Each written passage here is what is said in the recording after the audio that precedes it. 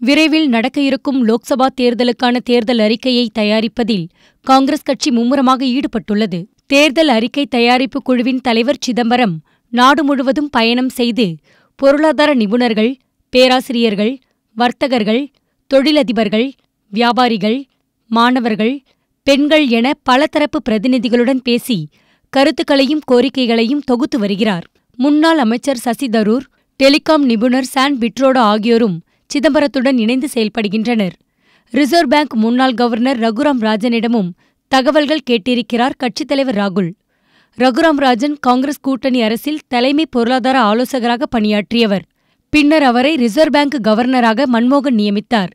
இந்தியாவில் வேலைவாய்ப்பும் வேலையில்லா பிரச்சினையும் என்ற தலைப்பில் ரகுராம் ஏற்கனவே தகவல்கள் திரட்டியுள்ளார். ராகுல் கடந்த 10 நாட்களில் 2 முறை ரகுராமுடன் பேசினார். படித்த இளைஞர்களுக்கு வேலை கிடைக்கவில்லை என்பது பெரிய பிரச்சினையாக உருவாகியிருப்பதால் அதையே தேர்தல் அறிக்கையின் பிரதான அம்சமாக முன்வைக்க காங்கிரஸ் கட்சி திட்டமிட்டுள்ளது. மோடி அரசின் பொருளாதார கொள்கை குறித்தும் பண மதிப்பிழப்பு நடவடிக்கை பற்றியும் விமர்சித்த ரகுராம், காங்கிரஸ் கட்சியில் சேர்ந்து அரசியல் பயணம் தொடங்குவார் என்று ரயில்வே அமைச்சர் பியூஷ் கோயல் கூறியிருந்தார். ஆனால் அமெரிக்க பல்கலைக்கழகத்தில் பேராசிரியராக இருக்கும் ரகுராம் ராஜனுக்கு அரசியலில் குதிக்கும் திட்டமில்லை என அவருக்கு நெருக்கமான வட்டாரங்கள் தெரிவித்தன.